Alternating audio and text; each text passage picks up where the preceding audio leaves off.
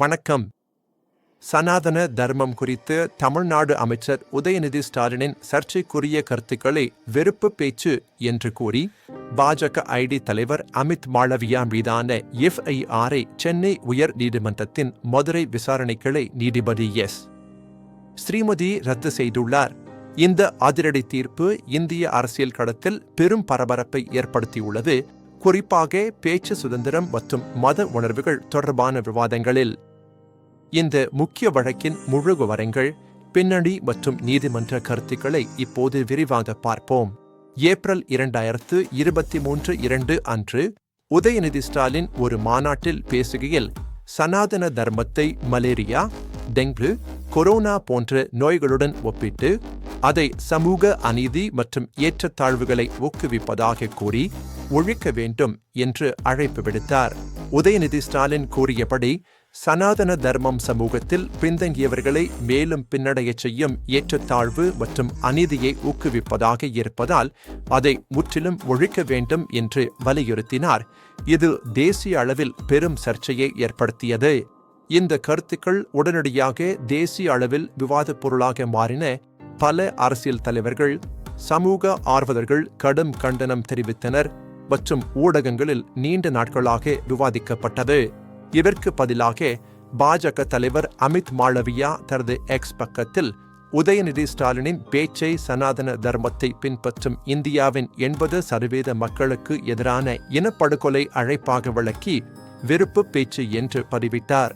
மாளவியாவின் இந்த எக்ஸ் பதிவு உதயநிதி ஸ்டாலினின் கருத்துக்களை திரித்து சனாதன தர்ம பின்பற்றுபவர்களுக்கும் மற்றவர்களுக்கும் இடையே பகைமையை தூண்டுவதாக கூறி திமுக தலைவர்கள் சைதாப்பேட்டை காவல் நிலையத்தில் அவர் மீது எஃப்ஐஆர் பதிவு செய்தனர்.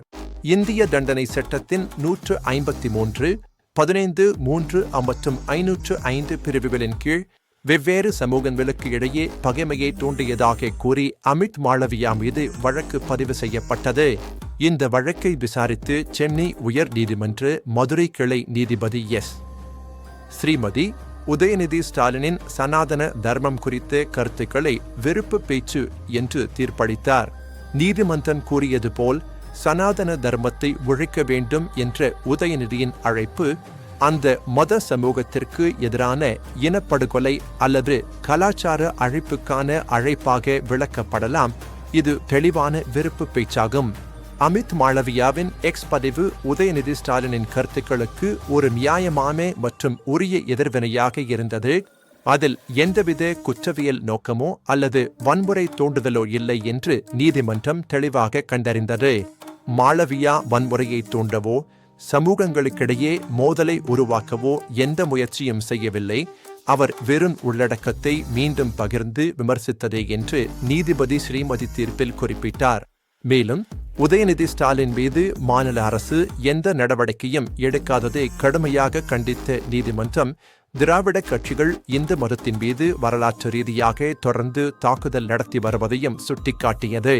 இதற்கு முன்னதாகவே மார்ச் 2024 மாதத்தில் உதயநிதி ஸ்டாலின் மற்றும் ராஜாவின் சனாதன தர்மத்திற்கு எதிரான அறிக்கைகள் பிறழ்வானவை, பிளவுபடுத்துபவை, அரசியலமைப்பு கொள்கைகளுக்கு முரணானவை என்றும் நீதிமன்றம் தீர்ப்பளித்திருந்தது.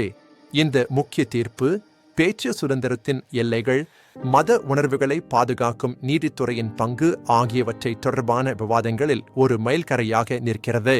இது ஆன்லைன் விவாதங்களை ஒழுங்குபடுத்துவதிலும் பொது அதிகாரிகள் தங்கள் பொது அறிக்கைகளில் காட்ட வேண்டிய பொறுப்பு மற்றும் எச்சரிக்கை ஆகியவற்றை அடிக்கோடிட்டு காட்டுகிறது.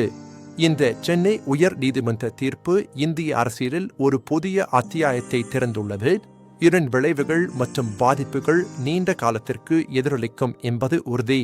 இந்த முக்கியமான நீதிமன்ற தீர்ப்பு குறித்து உங்கள் கருத்துக்கள், விளக்கங்கள் ஆகியவற்றை எங்களுடன் பகிர்ந்து கொள்ளுங்கள்.